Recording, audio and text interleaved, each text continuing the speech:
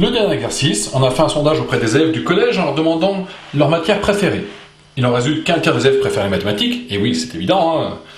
Moi aussi je trouvais que c'était quand même très peu, hein, un tiers, mais bon, il s'avère que c'est comme ça. Les 4/9, c'est l'anglais, et le quart des élèves restants préfèrent l'EPS, tandis que les autres sont sans avis. Alors les élèves préférant les mathématiques sont-ils plus nombreux que ceux préférant l'anglais? Alors, pour cela, nous avons donc les mathématiques qui correspondent à quoi? On a dit qu'ils correspondent à un tiers. Donc les maths, c'est un tiers du collège. L'anglais,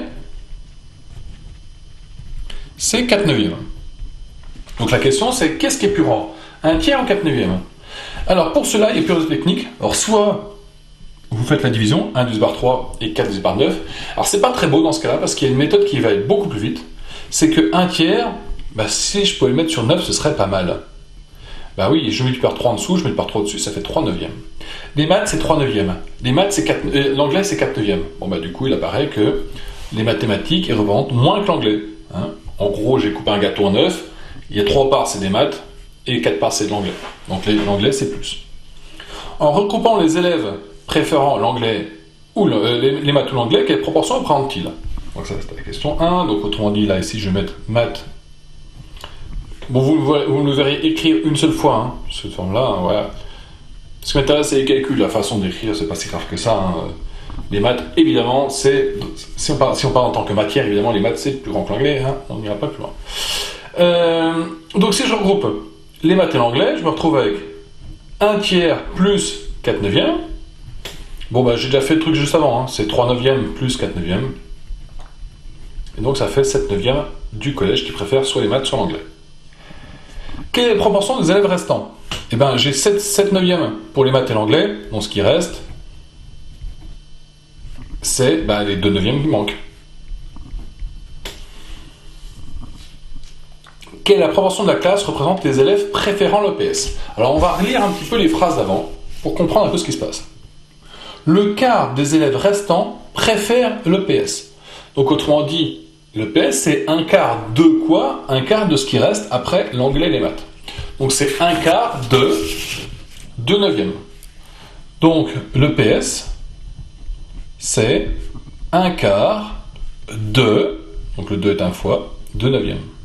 Pensez à simplifier par 2 avant, et il nous reste 1 fois 1, 1, et 2 fois 9, 18. Il y a 1/18 des élèves qui préfèrent l'EPS. Et les autres sont sans avis. Alors, c'est là qu'il y a plusieurs méthodes.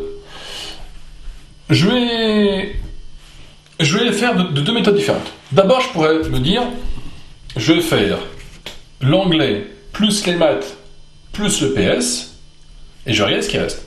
Faisons ça pour commencer. Les maths, c'est 1 tiers, l'anglais, c'est 4/9, l'EPS, c'est 1/18, et je rappelle, ce qui reste, c'est sans avis. Donc si je fais ça, je vais tout mettre sur 18, parce qu'ils sont tous les 3 des diviseurs de 18. 1/18, pas besoin de changer. 9, pour passer à 18, je multiplie par 2, je multiplie par 2 au-dessus. 3 pour passer à 18, je multiplie par 6 en bas, je multiplie par 6 au-dessus. Et ça me fait 8 et 6, 14 et 1, 15. Ça fait 15/18. Si je simplifie par 3, ça me fait 5/6. Donc 5/6 des élèves aiment soit l'anglais, soit les mathématiques, soit l'EPS. Ce qui reste, ce sont les élèves sans avis, donc ce qui reste, c'est 1/6. Première méthode, ça c'était la première méthode, donc je vais mettre reste sans avis, 1/6. Donc ça c'est la première méthode.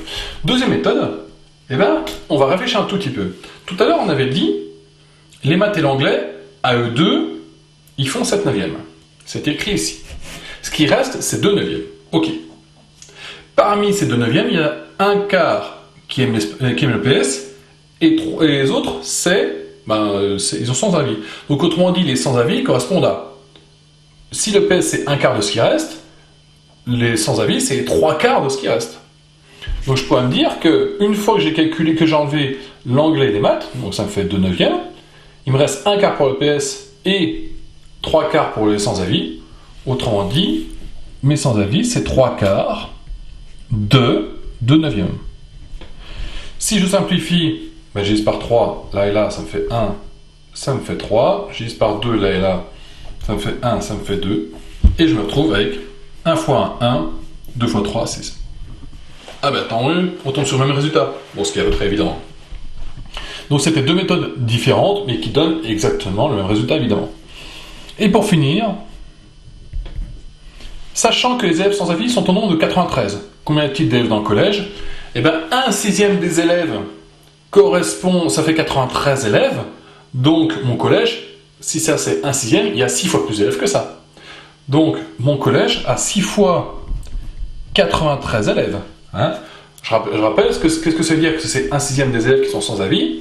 C'est-à-dire que si je prends tous les élèves, je les mets devant moi, je fais 6 paquets égaux, et il y a un de ces paquets-là qui correspondent aux gens sans avis. Et bien ce paquet-là, ils sont 93. Donc les 6 groupes font 93. Enfin 93 élèves. Donc autrement dit, on a 6 fois 93 élèves. Donc 6 fois 93, ça nous fait 558 élèves. Voici pour l'exercice sur qu'il va faire pour aujourd'hui. Donc maintenant, je vous invite à regarder, si besoin, à nouveau ces exercices-là. C'est vrai que c'est pas toujours évident de jongler avec les différentes méthodes avec les fractions, mais dites-vous juste que pour le niveau 5e, eh bien on a fini.